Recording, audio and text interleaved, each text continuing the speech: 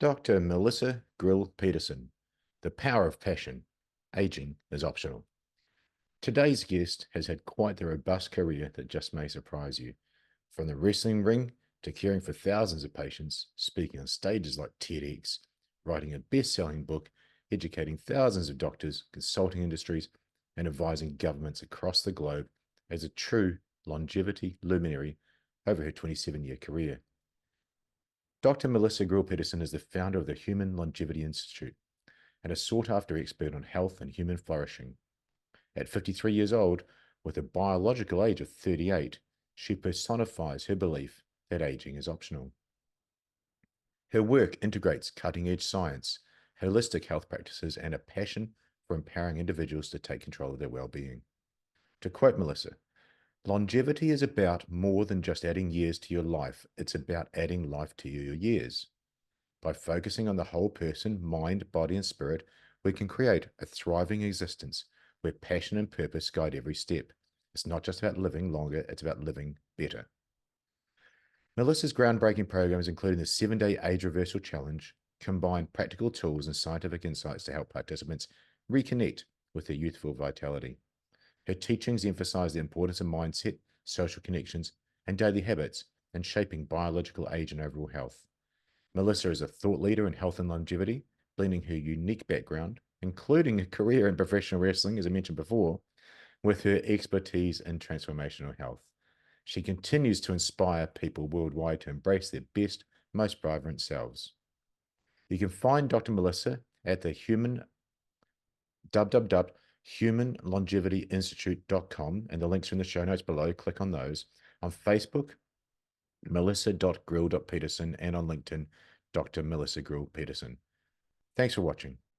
I'm Damien Porter, former New Zealand Special Forces operator, subject matter expert from HowNotToDieGuy.com. And you're listening to my Straight Talk Mind and Muscle podcast, sponsored by State, the ultimate daily formula for optimum hormone health, stress management, energy, and performance. 100% natural and clinically proven ingredients. Provides everything you need to raise your game in a convenient gut-friendly capsule. And my new sponsor, Michael Mason of the Mason Survival Protocol. Links for my former shows are in the show notes below. Thanks for watching.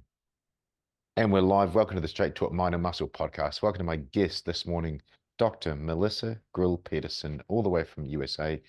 Thank you for coming on. My pleasure. Can't wait.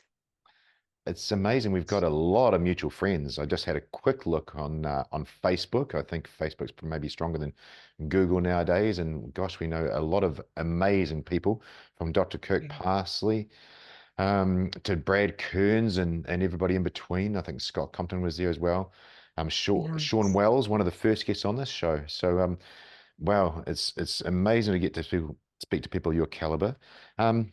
You're the founder of the Human Longevity Institute. Do I call you Doc or do I call you Melissa?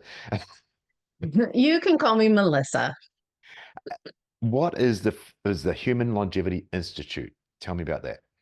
Yeah. Well, we are actually a virtual institute that we have kind of two sides to the house. So really, we are dedicated to helping both practitioners and people live better today for longer, more robust and vibrant tomorrows. And so on the one hand, that means that we train, educate, and certify practitioners, doctors, coaches, biohackers in truly understanding what is health beyond sick care. So many of us know a sick care model and, treat a pill for an ill, or I'm healthy if I'm absent of symptoms. But the average individual and doctor, we were never actually taught something that lives beyond that. What happens when we are symptom free? How do we actually take this system and support it in a way that it can have greater resilience, greater capacity to truly have more aliveness for more years? So it's really all about precision longevity, health optimization, human potential. That's what we specialize in for our docs and our clinicians. And then front facing, we have virtual programs that these beautiful containers that the consumer can come in and they can really be supported to understand how they can become sovereign in their own health, care, and choices, and really realize that I like to say, Damien, that the small hinges swing the big doors.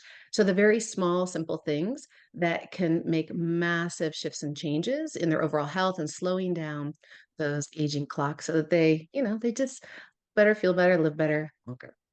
Awesome. Very Yeah. succinct. You reminded me when you were saying that description, Melissa, of Dr. Ken Ford, who I was lucky enough to meet a couple of times, former uh, one of the assistant directors at NASA and a brilliant scientist. He talks about a health span rather than Yeah. lifespan, and you Mhm. talked about living longer and so on. But it's not about longevity in the biohacking space, and that's a word I don't really enjoy that much because it's got so much um, not so it's fairly subjective. It's not very objective Correct. Mhm. evidence towards it. But the longevity people are all about eating less calories and trying to live for as long as you can. Whereas Dr. Ken Ford, he wants to be as robust and strong in his 70s and 80s and so on than just trying to live to a long age. You want to live to a ripe old age, really. Yes, 100%. And that's really the gap. So it's very interesting that, there is this idea that longevity is supposed to be about adding more years to our life. And it's not actually through my lens and through really what I believe is attempting to be the dominant conversation in the industry, which is about no, no, no, that's not the angle. It's because if it were just about living longer, then why wouldn't more of us be doing it? We've got the ability to do it. We can live longer, but we're not living better. And so fundamentally, we do have this gap between what is called health span, the number of years we live healthfully, free Mm. from sickness and disease, versus the amount of years we live. And what we see categorically around the globe is there's approximately the last decade. So it can be a swing of 9 to 14 years. Women are more predominantly hit. They have a longer lack of health span than men. But in essence, we're living the last decade of our life unwell. And so that's not very exciting. That doesn't move many of us forward. It's like kind of like, oh, we work, we retire, we have a couple of good years, we start to feel like crap, and then we're out. Like, what is that all about? When we get to the heart and the soul of where is humanity at, we're struggling with depression, we're struggling with anxiety, we're struggling with bullying and suicide and these really, really these deep traumas, wounds, and pains that people are almost like, why would I even care about longevity? I'm miserable today. I don't even know if I can get through today. So for me, I believe it begins today. And I'm not worried about 100 years from now. I'm not even worried about 50 years from now. Like let's meet ourselves in this moment because this is what's real. This is what's alive. And if we can begin here, we can build on. We build on this and build on this and it literally evolves and blooms into something magnificent for longer tomorrows. That's interesting. I come from a special forces background, and one of the most important things when doing a special forces selection is to focus on one step in front of the other, one foot in front of the other. If you think, and this is for the Americans that are listening, say Navy SEAL Yeah. Hell Week, if you're thinking about day Yeah. 7, you're not thinking about next minute. You're not going to get there because it's too big. It's a huge snowball in front of you. You need to think of right now. And another thing we talk about all the time in Special Forces, and one of the guests, Ollie Ollerton, was amazing at this, is control the controllables. You can't, as you're saying there, if you think about 10 years from now, you can't control that, but you sure as hell can control what you're going to eat next meal. And I'm going to Right. control how I'm going to sleep tonight. I can control those controllables, right? Is that what you're speaking to? I love that. Control the controllables 100%. And it's interesting because again, how we are all, and I can say all globally because we all have these little handy devices. So we're constantly being served something on that, some form of a narrative, somebody else's narrative that's intentionally keeping us future focused, future focused, future focused. And Mm. it's eliciting that neurological response that's just keeping our systems in a sympathetic, a stressed state that hijacks our brains, creates anxiousness, and it makes it very challenging to control the controllables because we are believing that we don't have control. We are thinking, oh, my fate, my life is in the hands of, right? Here in the US, we're coming into a big political season. My life is in the fate of politicians. Well, no, it's actually not, right? But we believe that it is. And so we are constantly given these jabs to keep us in a state, and I'm making a global, not everybody subscribes to this, but I'm making a global generality for sake of conversation, that these are the trends, these are the patterns, and it's not just relegated to, westernized cultures anymore. We are seeing this globally. Mm, And I love the idea, yes, control the controllables. I always say begin within. It's just be in this moment, and it starts with the smallest things. And I will say this, Damien, I'll take a moment, a breath here in a second, is that interestingly enough, sometimes control, I love how you're saying that. Yet, what I hope we can explore today is the power of our words and perception. So, yeah, for some individuals, control feels really good. And for some, especially at an unconscious level, control actually enacts more anxiety, more of a defense mechanism that they close certain resources down inside of them, and it moves them further away versus towards the very outcomes that they want. that's interesting. Let's try and get a bird's eye view for the listeners and the viewers. I've already introduced you as a doctor. You're a TED Talk speaker. You're an author. Um, I'd like to, given that context, ask you a question. Then I'm going to really challenge you there. But what's the Mm, secret to longevity? Or maybe the better question is, what's your secret to longevity? Because you talked about hopefully what it is and how you see it. right. You've detailed it. But what's the secret to getting there? Mm. First of all, I really appreciate how you're leading this conversation. So what's the secret? I'm actually not going to give you all the science. My understanding, when I really look at it, we talk to centenarians, we look in the data, I believe that the secret is truly desire. Wow. Meaning, I have a desire to want to be alive. I have a desire to want to be curious. I have a desire to want to learn, to connect, to grow, to challenge myself, to live. Because I think so many of us have become afraid to live. And I love how, as we were starting, you're like, I teach people how not to die. And yet I'm here to teach people how to live, right? So Yeah. we're doing the exact same thing, opposite sides of that same stick or coin, just kind of coming at it differently.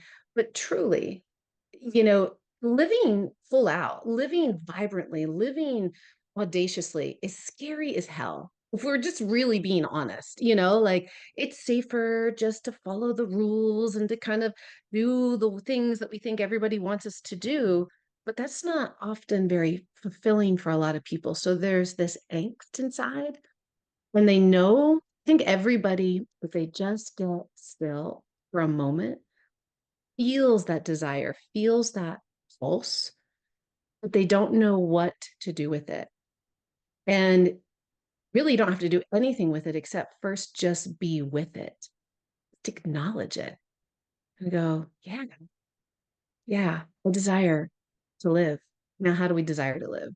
Then we can start to craft and create and design. You're saying desire, and I'm hearing the passion in your voice, and that word's coming through so much there. And Yeah. then I'm relating that to successful older people, because we're talking about Hmm. longevity. I'm thinking Yep, people of that are course. 50, 60, 70 years old, and they're passionate. You speak to a passionate 80-year-old. I'm Actually, I can speak to that firsthand. My neighbor at a house that I own, he was 83 years old, and he reminded me of the Burt Munro, the world famous New Zealander from The World's Fastest Indian, played by Anthony. Oh, what's that famous guy from Silence of the Lambs? Uh, Uh, Not, yeah. Oh my God. it's an H. Yeah. It's an H. Anthony Hopkins. Anthony Thank you. Hopkins. And this neighbor of mine's 83 years old, and he's passionate as hell about life. He just is. He's a bit slower on things, the way he moves, but he's passionate, and it comes through in speaking to him. You come through enriched. Um, so I agree with you. And then the reverse of that made me think of the elderly couple, and the spouse dies, and then within Yeah. 1 to 2 years, and I was thinking about Queen Elizabeth. after Yeah. her husband died. It didn't last much Mhm. longer, and that passion may be gone because that was perhaps the passion and the desire there. So that was really interesting to hear from you. You talked about centenarians, you talked about the data and literature, which I love. That then gets me to the challenging question: what makes you qualified to speak about longevity? What makes you qualified to teach this stuff? What so with that, I haven't really talked about your biography too much, but Sure. what skill sets and what qualifications do you bring to the longevity world? Yeah, thank you. Yeah, I didn't set out even a little bit to ever thinking I'd be in the land of longevity. It's interesting when you kind of backcast and you can go, you can see these little clues along your life's timeline or story. And I often joke, I remember being little and, my family, I come from a big family of Italians, and I'd sit around and I'd just watch these adults, and they were all older to me at 10. I think at that time, they were probably in their 60s, 70s, somewhere in their 80s, and just smoking and joking, just filled with life, right? And I would just look at them and go, "I'm gonna live a long time. I've got good genes." And I'm like, I Nice. was 10. I didn't even know, like, what does that even mean? Where did that even come from? I have no clue. But I clearly I can see the moment I said it, right? And then and so yes, my path wasn't longevity. I'll kind of connect a few of the dots. I did start dancing when I was 2. I started working out when I was in 6th grade. As a dancer, I was in wellness before wellness was even a thing. I was a nutritionist, I was a personal trainer. And then I finally went on to get my doctorate in chiropractic. I had done my undergrad, I thought I was gonna be an attorney because I love to talk. And I'm like, "I'm really good at I can talk. I can talk." And I was a national speech, competitor and an award-winning, persuasive speaker. So I'm like, "I can Wow. persuade anybody, and, I can do this. I grew up in a sales household. I'll just go into a profession where I can talk." And, uh, and as I went down that road, it was just funny how one thing led to another. And I was actually I'd auditioned for this dance group, and they were a part of this chiropractic university. Oh, And I wow. then went on to become their choreographer. We were in the 1996 Olympics because of the piece I choreographed.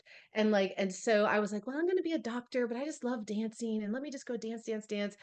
And so then I found my way into television from that. After that, all of a sudden my dancing took me into the number one rated show on television for a couple of years. So my journey was not a straight line to answer how did I come here now? And so once I kind of rode the wave of like, well, okay, media, television, and then we were in a singing group and I still had my practice and I left that just kind of going, man, if I can do anything, what do I want to do? And I realized then, now this is back in the early 2000s, because of my time on television, what I was most surprised with is how I would get these letters from fans saying, just seeing your smile changed XYZ. I had people on deathbeds, like, and I'm not exaggerating. And I was just like, what? I don't understand this because I came from you got to work hard, you got to earn the things. And I'm like, how can something as natural as a smile create change at a deep level? And so what that gave me was the profound awareness that and before it was just television. Now we all can hop on a camera. Yeah. We all can have our voices heard. What a gift. But it let me know that there's power in and impact in being able to go one to many, in using a tool like video, Yep. television. And so I started down that road and I was like, I'm gonna just my first company was all about creating a multimedia education company. How do I help to evoke in the masses health and wellness? And so again, one training after another certification after another, going down this road, getting big into epigenetics when Bruce Lipton first kind of came on the scene with biology of belief. And I'm just like, this all speaks to my soul. And as I was going through practice, I had a very successful functional medicine practice. And so I'm still treating disease, right? Treating disease. And as a doctor, anywhere you go, there's a philosophy or an ideology of what's the thing. We're all kind of taught as if there's one thing we're looking for, the root cause, right? Yep. This thing. And so you think if I can get that thing, then they're going to be better. And as you actually start to work with patients, and as a chiropractor, what's beautiful is we would see patients come back quite right a couple of times a week. So it Yeah. wasn't just come back and see me in a year. I had intimate relationships in understanding what's happening with them physically, mentally, emotionally. And you start to see these things going, well, it's actually not about this treatment at all. It's not about a supplement. It's not about an adjustment. It's not about a therapy. It's not about the medication they're on. Because if all these things did the thing they're supposed to do, they wouldn't be here now Right. and they wouldn't be coming back. And so the curiosity of what's really behind it all is what kept me growing, growing, growing, growing. My mother passed away days after she turned 54, and it really altered, questioned my inner compass and philosophy that I'm going to live for a long time. Yeah, of Now, she course. was not Italian. She was European. However, my great-grandmother on her side lived to 97 years old. So it's not like the genes weren't there, but my mother wasn't a happy woman. And she did live through a lot of trauma. And she didn't have resources and support and understand how to curate a life of aliveness. And I did watch her, and I know this is a long answer, but I feel like too often we think, well, you have to have this degree and this degree and this degree. And what happens is what qualifies me is life. And the amounts of thousands of hours of study and clinical application and human to human contact and being in every type, I've consulted every type of healthcare practice out there, from hospitals to clinics to fitness clubs to dentists. I've done primary care, yoga centers. I've worked with thousands of doctors. I've worked with thousands of patients over 27 years. And so you learn a thing or two along the way. Am I a Harvard? Am I David Sinclair? I am not, and I'm not going to pretend to be so. And I don't choose to be so. However, in tying the story up, because I believe this is really impactful, my mother lived for her work, and it was and real and high stress. She was the head of HR for a large hospital system. And when she was diagnosed with cancer, she finally said, "Okay, I'm going to take a 6-week sabbatical." She's like, "Honey, come help me." So she was open, and we set up, like, I had her doing these meditations. I did like this whole thing for her system. We did a lot of stuff. And in 6 weeks, she had tumors that were the size of softballs. And after 6 weeks, when she went back to her doctors as they were getting ready to prep her for surgery and then to start chemo, they're like, "Chris, I don't know what you've been doing, but keep doing it because your tumors are almost completely gone." Wow. Like they've shrunk to next to nothing. And they said, "But we're gonna go ahead and just remove, and, we're gonna do protocol just to button it all up and stay safe." She's like, "Amazing." So she comes out of it and gets a clean bill of health, like, great. Yeah. Everything's clean, good, remission. And so then she went back to living life exactly the way she had been before. So let's think epigenetics. Yeah. Let's think about the quality of the inputs affecting the quality of the output of how our body expresses. So in that short period of time, she's like, "I want to live. I'm going to do whatever it takes. I want to do it differently. I want to take care of myself." And she had something that she focused on, one step in front of the other, as Yeah. you said. Yeah. It, and she completely changed her own health, went back to doing the things she was doing, went back on the slow decline. And unfortunately, in less than a year and a half from that event, she took her final breath. Wow. And I had to really sit and look at that and say, will her fate be mine? And I'm like, no, I know it's not. I know the science. And so a bit of that, and that was 18 years ago now, Damien. And so it sent me on a trajectory to start to learn and apply. And about 7 years ago, I'm a seer. I see trends. And again, because I work with so many different types of practitioners, it was about 8 years ago, I totally retired from practice and I was just strictly strictly consulting. And I saw longevity, longevity, longevity, but I also saw that it wasn't being understood properly. Like it's still pieces and parts. I'm like, no, longevity is actually the path to radically transforming our human legacy because it's not just about what's on the end of your fork.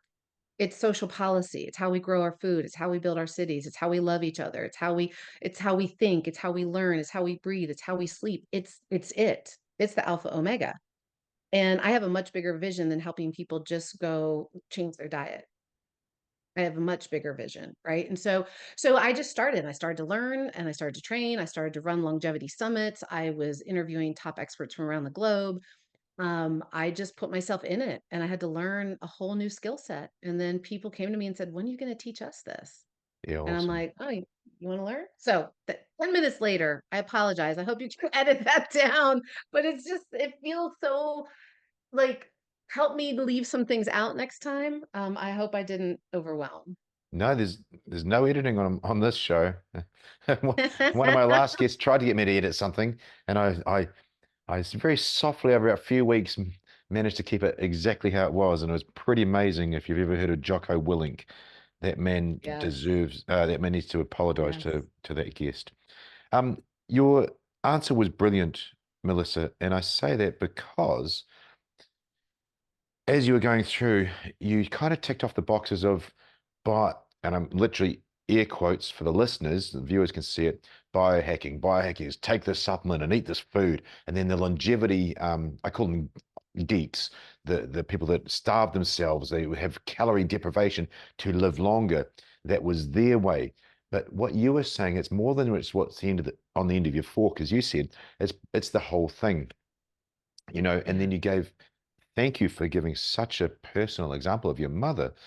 The lifestyle hadn't changed. The lifestyle changed for 6 weeks, but the lifestyle hasn't changed. So, as you said, that fancy word epigenetics for the listeners, that switch was flicked and then continued to be flicked on for the cancer causing whatever yeah, lifestyle I would suggest.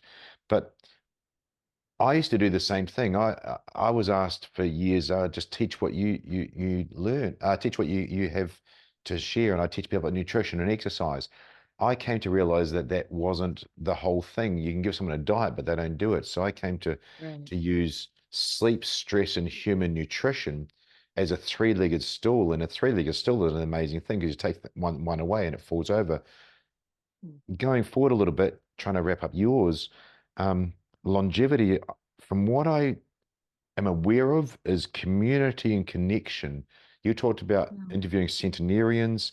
I believe yeah, having connection to a tribe or even a small group of people, even a wife or spouse, that's one of the keys in our space, in the veteran space, in the PTSD space, and in the transition space from military to civilian, or from police to civilian, or once you've retired from yeah, your job, your air quotes job, or even the sports person space. Olympics are on this month. Next year, those people are going to be retired. Um, yeah. Losing purpose, identity, and connection. That's the three-legged stool as well, and they're Yes, going to end yes. up literally hanging from the rafters. So really interesting that you answered that question with really it's a conglomeration, all the things you learned, doctor of chiropractic, nutritionist, personal trainer, gone on to these things, then having to look down the longevity space. It's not just Dr. Ken Ford, who's an expert on ketones, an expert on space health. It's not Yeah. Sean Wells, who's an expert on supplements.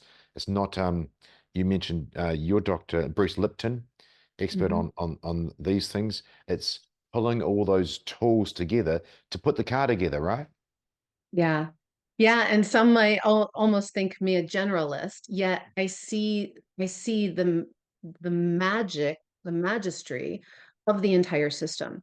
Mm, So we are this dynamic, complex human system, not pieces and parts or a machine, and we are in exchange with nature and our environment. And you just mentioned in your three-legged stool that sleep is such an important point. mm, And one of the things that, really drives so I speak so heavily to circadian biology and the effects that light dark cycle because every cell has clock genes. There's this beautiful, infinite, innate intelligence that exists within this human body that is in constant communication and concert with its surroundings.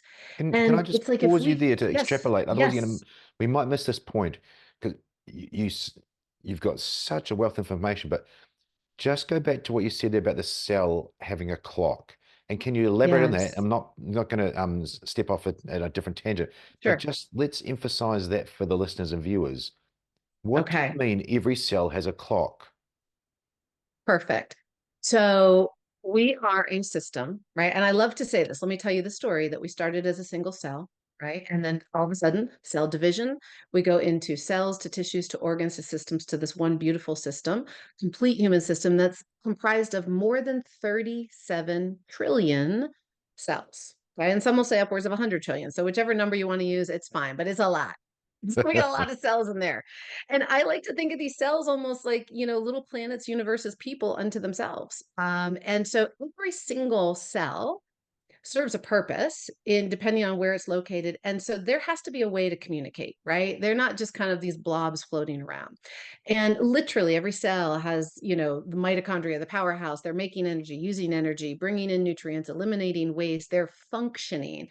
And so they have to have a way to coordinate. And inside, there are what are called, there's a series of clocks, and they are referred to as epigenetic clocks, literally clock genes. And it is spelled C-L-O, is it C? Okay. Not C-K, but K. So there's various clock genes inside of all of our cells, and they are signaled.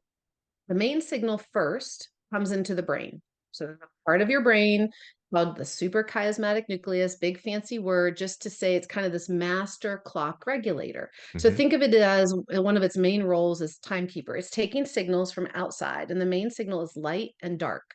And that tells it because in the light, there are, as we all know, we think color the rainbow, right? There are these different frequencies and hues of light that span across a 24-hour cycle. So based on where the light is at in the sky, the color of that light, the eye can see what we cannot perceive.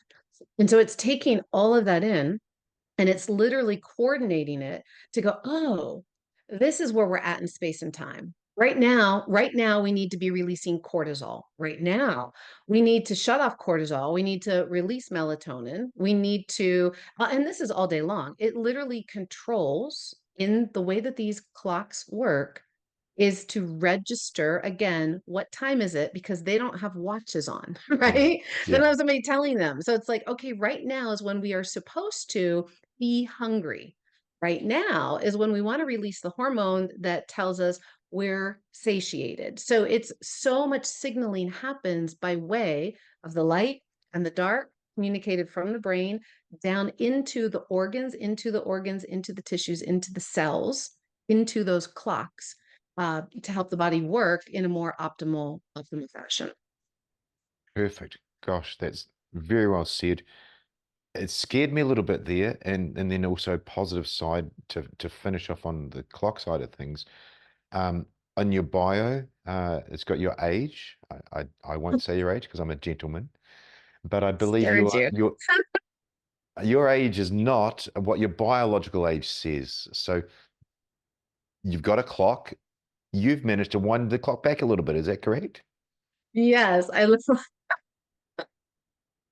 that's fun. I love it.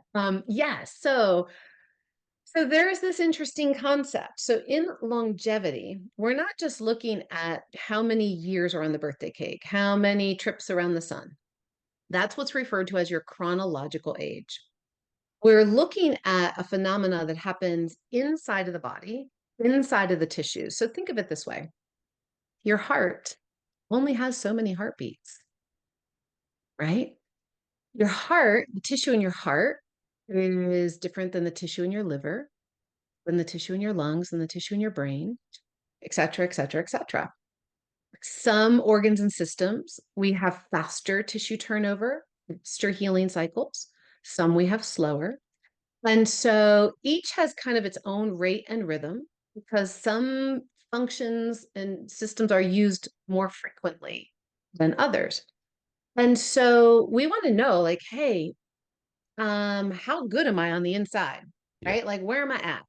And so we are now at a time, and this actually was started in 2013. Stephen Hovarth was really the first to come out and discover, or bring out what are referred to as aging clocks. So we have a way to test, to quantify how fast or slow biologically, not chronologically, but biologically, where are we at? Are we going faster, slower, or kind of right on point? And I say this really simply. This is why we've all seen these individuals, right? And you're kind of joking about me, that they can be 50 and maybe they look 65. They could be 65 and you think they're in their 40s. I love, I love the example of J-Lo. Like, J-Lo is one of those Yeah. few people that has stayed really consistent. So if somebody didn't know who she was, they didn't see her progression, they might look at her and go, think she's in her, maybe her early 40s, maybe, probably her mid to later 30s, right? Yep. Yep. But when you look, she just turned 54. And so that people are like, wait, but I know another 54-year-old that's lost all their hair, has got wrinkles and lost all their muscle. So what's the difference? What's the difference? It's really what's happening internally, and how that's being affected. So these biological clocks can be measured, they can be quantified, and they're also malleable, meaning we know scientifically that 75 to 90% of what speeds up or slows down these clocks is lifestyle driven. So when I say small hinges swing big doors, we do a few things consistently well for us, not to the yardstick. It's not by whose standards, by your standards, better than you've done them before, right? You're feeling less stress, more vital, more hopeful, more excited to get out of bed. When you do these few things consistently over time, you're literally slowing down your pace of aging. And here's why this is so important, Damien. We're going to kind of bring a few of these themes together. Mm. When we can slow down that pace of aging, it correlates directly with rate and pace, so to speak, or likelihood of expressing chronic disease. So breakdown dysfunction, chronic disease. The faster we age, the faster we're breaking down. Faster we're breaking down, greater likelihood that not working right. So we're gonna have dysfunction. Longer things aren't working, right? Then they completely go offline, and that's what we call disease. And so we can reverse that. I don't treat disease. I focus on clocks. If I can reverse your biological age, if I can help to slow the pace down, I'm literally giving you years. I'm giving you more health span, more years starting today of living vitally, healthily, right? More fully.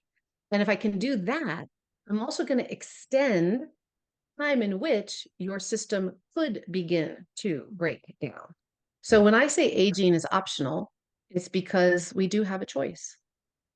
I like that. Aging is optional. Mhm. Gosh. Okay. Where can the listeners and viewers have their biological age tested?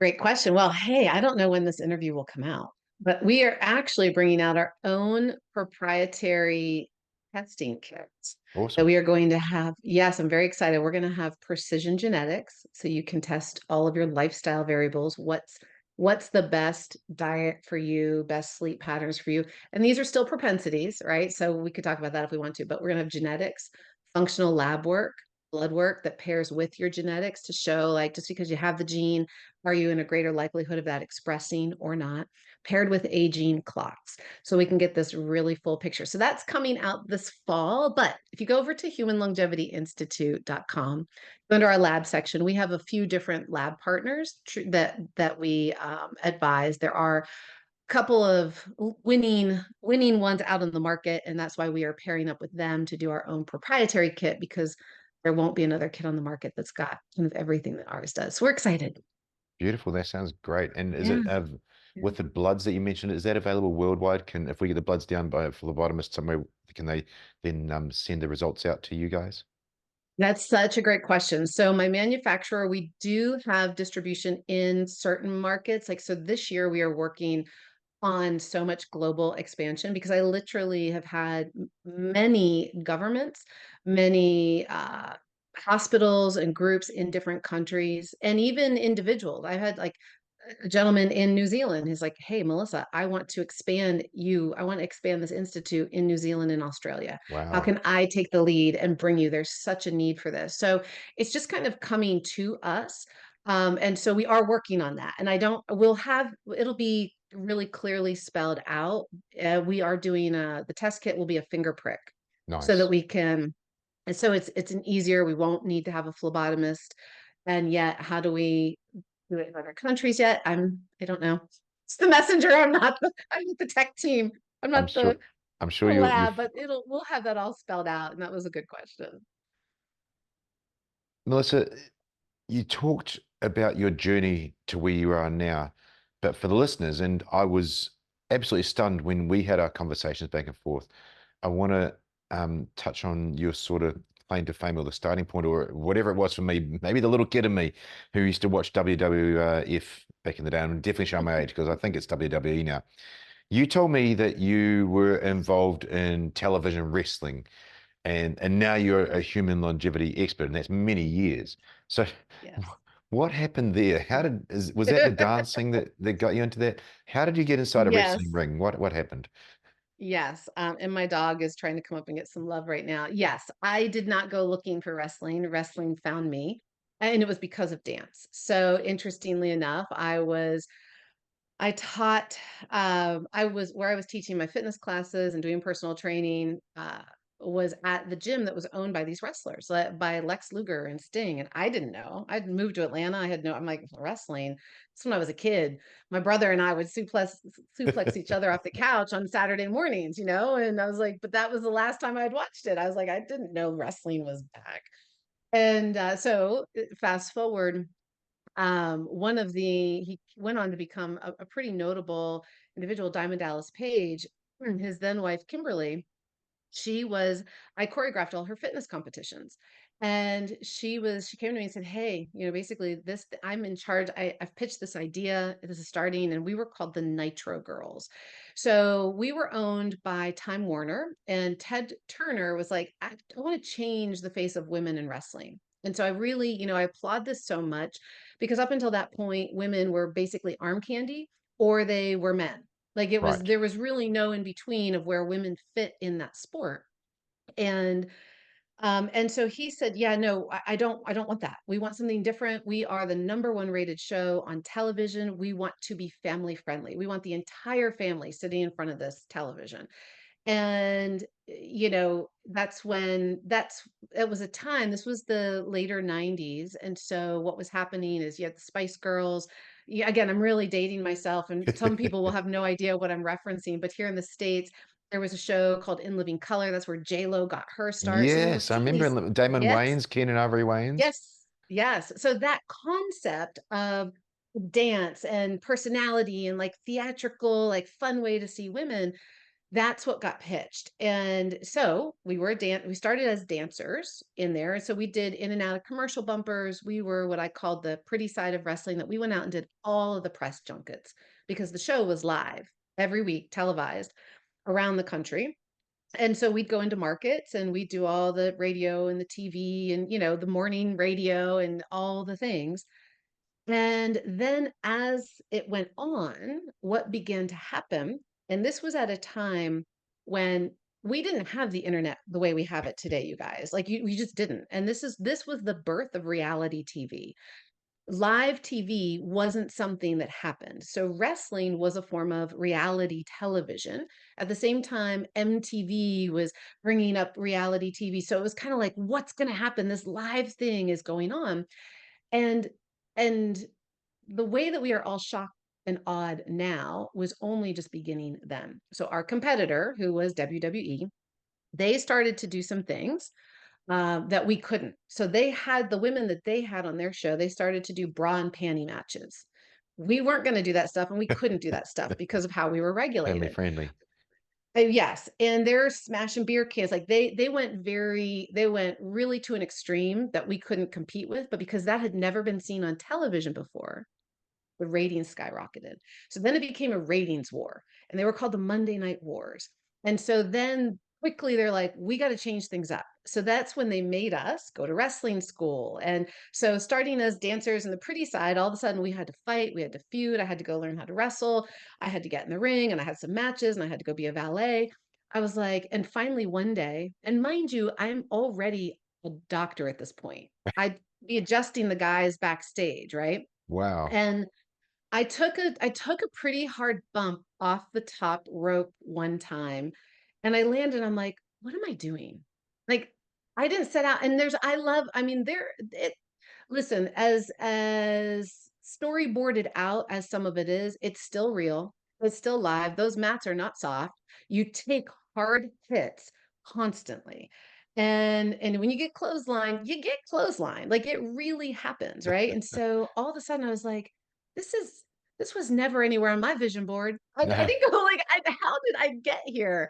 And I had to just kind of say, no more. And so I was supposed to then go into just doing the Saturday morning television hosting, and then within 6 months, the company got closed its doors, and then it kind of all came to an end. So yeah, wrestling was a stop along the way, but it's something that to this day, because your family, like, you're with these people touring live TV, you're in, planes and cars and hotels together, and you're living a life that's not like normal life. And No, so it's kind no. of like, it's almost trauma bonding, you're kind of like, I mean, with your special forces, those are your people, like, ride or dies, like them or not, like, this is your crew. And like, so you're going to stick together. So now, 25 years later, we can go out and do signings. I can go anywhere. I'm still with my girls all the time. We have deep, deep relationships, and it's fascinating all the connections that have come out without consciously trying to force them. Just like this 25-year web of how that time in my life has influenced and impacted and has set things up on a global level, that here at this stage, in this totally different time frame, I'm able to help so many. And I've got wrestlers coming to work with us with peptide therapy, with some of our stem cell stuff. So that I'll get messages all the time. Hey, Melissa, like, who would you recommend? Where do I go? What can I get from you? How do I do this? And so it's a really wild and weird way. But yes, I was in it while also still seeing patients. I'd go home, on Wednesdays and see patients until Friday and get back on the plane and go again. It was strange, but wonderful. I'm glad we touched on that. You remind me, not as a female version of, but along the genre, Dr. Kirk Parsley. Yeah. I'm fairly sure you know, but the listeners, was a high school dropout. His school teacher, horrible man. If I ever meet him, I'd like to have words. Told him he'd amount to nothing. That was the quote. This, you're going to amount to nothing, Kirk. So he dropped out. He went to joined the Navy, became a Navy SEAL. So that's something for a start. Became a Yep. very good SEAL, and then he left the SEALs, became a doctor, Mhm. and went back into the SEALs. Eventually, he was the head doctor for Warcom, and that's some fancy USA term, but he's a bit of a bigwig.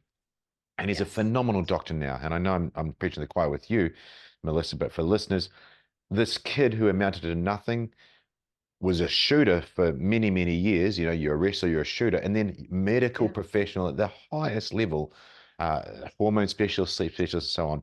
And it's just amazing to see these people. You've got SAS guys go from being an SAS operator to becoming a PhD. Um, Yes. it's quite phenomenal how that occurs. So I'm so glad we touched on the wrestling side of things. Um, you did touch on something there of the headspaces. You said this isn't in my vision board, and that's Yeah. really where I wanted to get to and wrap up. You've been leaning towards it a lot of the time with your answers. The bully within, Yeah. and that self-talk. Yes, I teach good people how to stop the bad guys. They may be bullies. They're definitely scumbags that I help good people learn how to handle. But we touched on before the mental side of things, the self-talk. That's super important. Got me from being a blacksmith to being a international bodybuilding champion. I'm sure it got you into the doctor side of things. How do you help people from that self-talk that John Kehoe, the author of Yeah. Mind Power, phenomenal man. He talks about the uh, the great trickster inside your brain. Yeah. How do you help people with their self-talk and getting over that bully within, Melissa? Yeah, thank you. And I want to take pause before I answer that. I really want to acknowledge you and the work that you do Oh, because it's so important, seriously, to have multiple inroads to ourself. It's while we can look at patterns and we can take best practices, it's always an inside job. So sometimes we have to start with the physical side. We can't touch the mental. Mental's locked down, right? Sometimes we can start mentally because we can't move it physically. And I think what happens, any of the physical work, and even the time that I was in wrestling, I didn't think I was going to do it, but literally understanding your own strength and capacity when you take on things that you didn't think you could do or would do, and then you're like, "Oh, I'm doing it. And it's actually really fun. I did this thing and I took this in, and it's like, and I got up again. Holy cow. So the fact that you are, and especially the work you're doing with women, I'm a huge advocate. I think every woman, I feel like it should be in schools. I yes, feel it's every just the woman same as swimming. Self-defense completely. should be a thing. 100%. Like, we need to feel that strength within ourself. Like, Mm, we not, and it's a slippery slope that I'm not trying to say go like you don't need a man. It's wonderful to have protection around you, yet you need to feel confident in your own capacity that should I be in a situation, I know that I can get myself out of it, or I can stay safe within it, until I can get out of it, kind of thing. you got it. So I want to applaud you in that work. And I really want to challenge any listener. What I'm about to share with you, I'm not just here trying to be Pollyanna and unicorn and rainbows and just think positive thoughts, because it doesn't work that way. And you're not supposed to just think positive thoughts at all. So if you've been led to believe that, the bully within is don't think bad things, which then only makes you want to think more bad things and or shame or blame yourself that you can't shift it, give yourself grace and say, well, what can I do? So step one, whenever whatever is coming whatever is coming up, you feel like you just cannot stop berating yourself, or you're feeling angry, agitated, shameful, depressed, worried, whatever the unwanted emotion is, instead of trying to make it go away, zone it out, not whatever, drink it away, pill pop it away, over positive toxic positivity, you just sit with it. You simply be with it.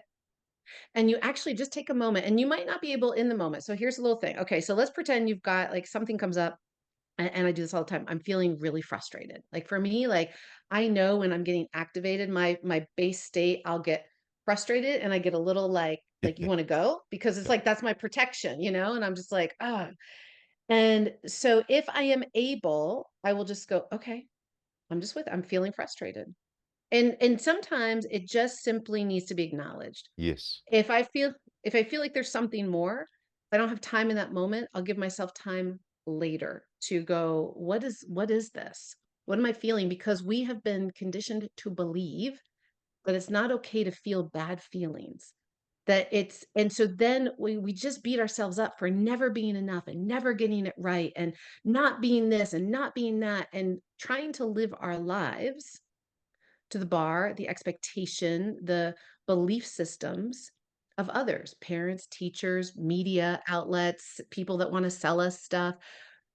We have upwards of 60 to 65,000 thoughts a day. And I'm sure you've heard this stat before, Damien. And 95% are the same thoughts every single day. Wow. So what if, instead of 95% of our thoughts being the same thing over and over and over and over, we could just say, well, what if only what if I could just make it 90% of the same? What if I could just do 5% different? Tiny little small hinges swing big doors. Instead of thinking the same thing every day, what if I put something new in there? What if I, instead of beating myself up, just go, okay, I'm just here with you. I'm here with you, Melissa. I'm here with you. It's okay. It's not okay, but it's okay. I want to give pause because, you're learning me already. I can keep going here.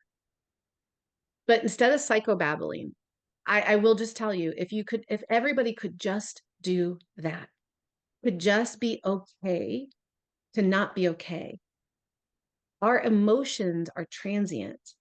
The neurology of what happens, it lasts less than 60 seconds. But the reason we think we're depressed for weeks and months and years is because we ruminate. We keep it active and we just keep giving it attention and attention and attention. And I'm not saying ignore it. I'm saying acknowledge it and just breathe with it and be with it.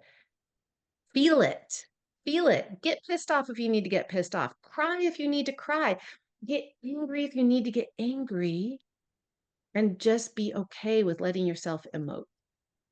And that will start to be one of the best anti-bullying tools, because we typically bully and we project and we put on others and ourselves the very thing that we are trying to hide from ourselves, that we don't want to think we are.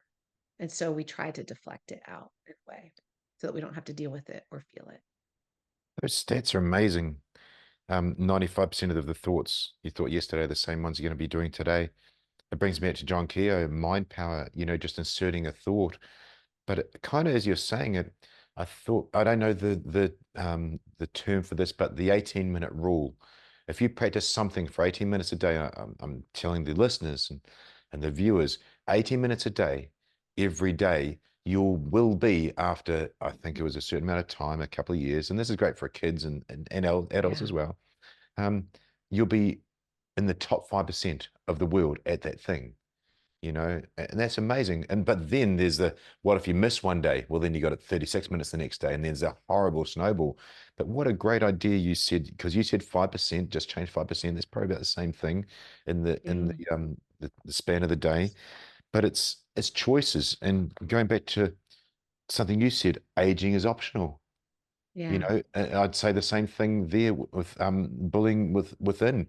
That's optional too. That's our choice. And John Keogh states so clearly, and I come back to him just because I can quote that so easily. Everything you think is a choice. You're in charge of every thought. Yeah. You can choose to then believe it or listen to it or insert a new one. But you're saying things that top psychologists, one of the New Zealand SAS psychologists, Alia Bodulova, has been on the show. She says the same thing in her treatment. Okay, I'm feeling depressed. Hmm, okay, that's interesting.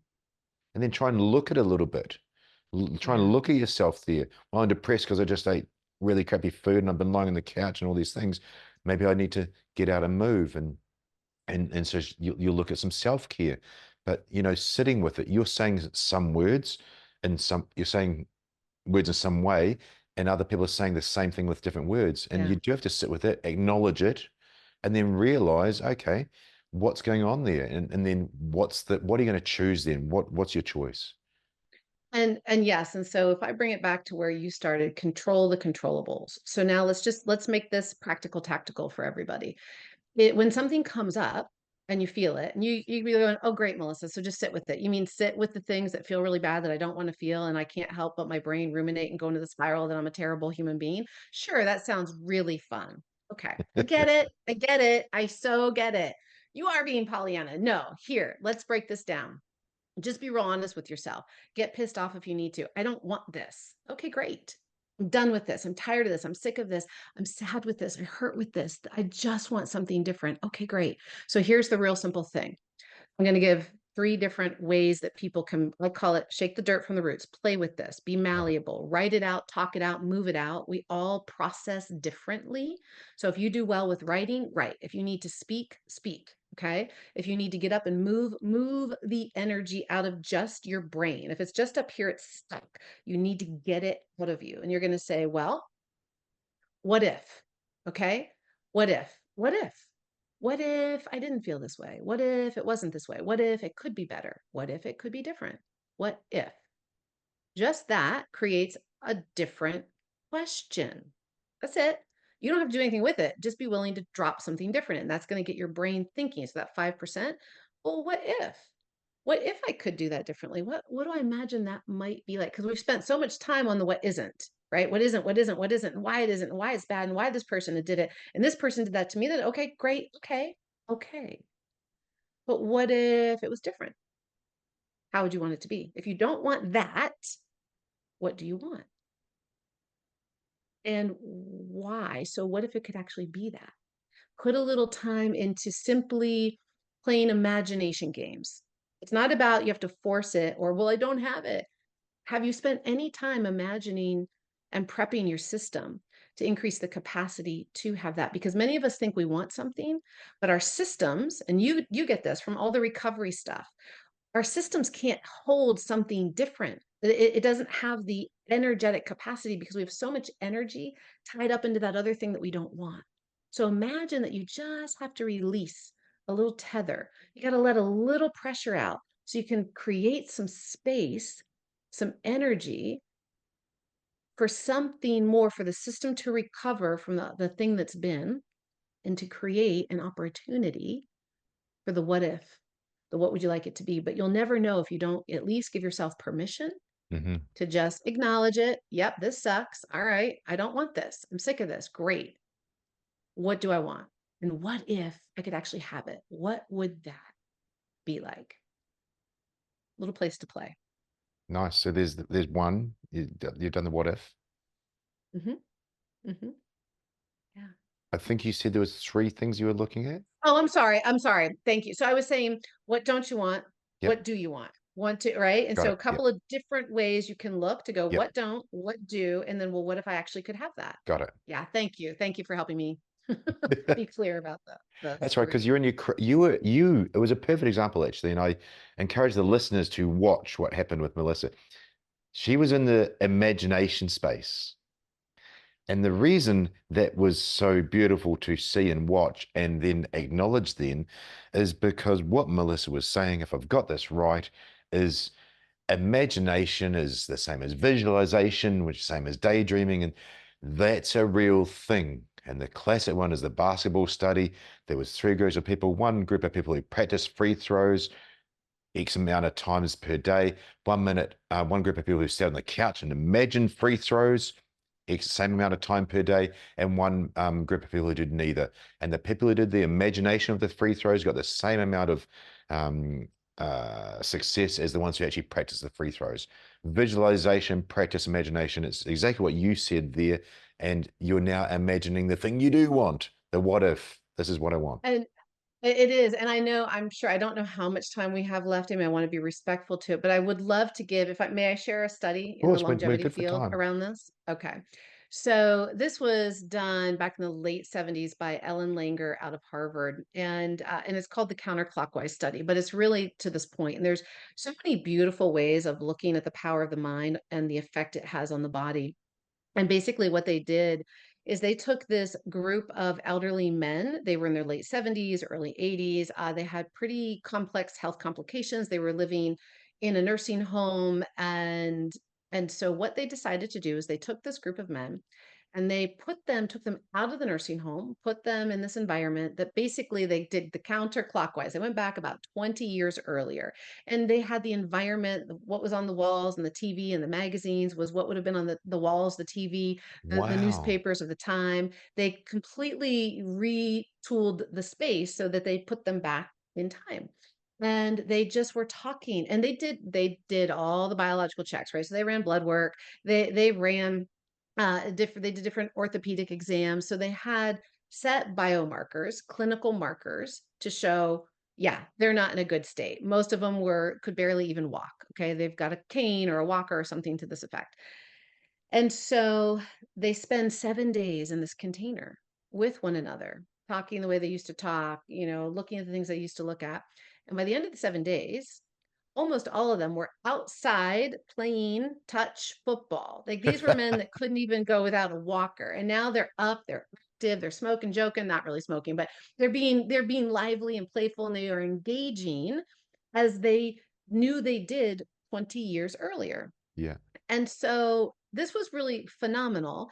But then they said, okay, well, not everybody can just go back in time. So can the same thing be repeated or by more of a visualization? And is it just the thinking? Is it just seeing it differently? what happens if you also embody? Because they were literally embodied, right, in that feeling of it. Mm, So is the thought more powerful, and or is the feeling that that thought evokes more powerful? So this study has been redone in various forms over the years, and we even have one, and I think I gave you a link for it. That we do a 7-day age reversal. So there's a little video series with me. It's free if you guys want to play along, of how you can take a picture and how you drop into the state of what you felt like, right? To really embody in your physiology, because your physiology changes. You release different hormones, your blood pressure changes. There's so much that we can draw your blood, we can hook you up, and we can see these physiological changes. Um, and we have pre and posts of people that just in as little as 7 days, they begin to visibly look different, wow. because they're youthing just by what's happening with a couple of minutes every day, just being in this state of embodying just that time of aliveness or fun or positivity, or this or that. And so yes, there's phenomenal studies that really show us again and again and again and again the power of our mind body connection, and how that ultimately informs our ability to heal and to truly thrive forward in life. I normally get the title of a show from something the guest says. And all I can think of coming through all the time with you, Melissa, is passion. Not just your Mm, passion, which is clear, but passion. Just said when these people are alive, when they're feeling it and so on, they were passionate playing touch yeah. football than they would have been the 7 days earlier with the walker. These people were feeling alive and vitalic. Yeah, I think the power of passion almost sums up this whole subject you've been speaking to, and you lose that, and it's not a good day out. So passion, desire, all those things. I love it. Look, I Mm. want to say thank you for coming on. Before we wrap up, I'd like to ask you again to where's the best place to find more about what you do with the Human Longevity um, Institute? Yeah, thank you so much. Humanlongevity institute.com is where you can go, and there's tons of free resources over there. I really feel strongly about making sure to give a lot. If you're interested in the conversation, there's the Human Longevity podcast, and we're getting ready to start up our next season and new guests coming on as well. So yeah, humanlongevity institute.com, you'll find all the good things. Super easy. Awesome. And those show Yeah. links. Again, before we actually go into the interview, I do all the show notes and narrated and so on there. So they've got them verbally, visually, and they'll be on the show notes as well. Melissa, it's amazing to get to speak to you properly here. Really interesting. It's almost I hope I'm not being a caveman here, but you've almost got the same mindset from a feminine perspective, and I've got that same mindset from a masculine perspective, and end up in the Yes. same place. We're speaking in different languages, but ending up the same um, result there. So it's been really cool to hear that, share your stories. You've got many more, I'm sure. So it's beautiful to have you on. Thank you. It has just been a pleasure. So glad we had the time today. Absolutely, thank you. Hi, thanks for watching. I'm Damien Porter, former New Zealand Special Forces operator and former Australian police officer, and your podcast host. Please check out my new project at hownottodieguy.com, where I teach everything you need to know to both males and females, at-risk populations, schools, kids, and the elderly for self-defense, situational awareness, and all-round skills that every good person should know. Thanks for watching.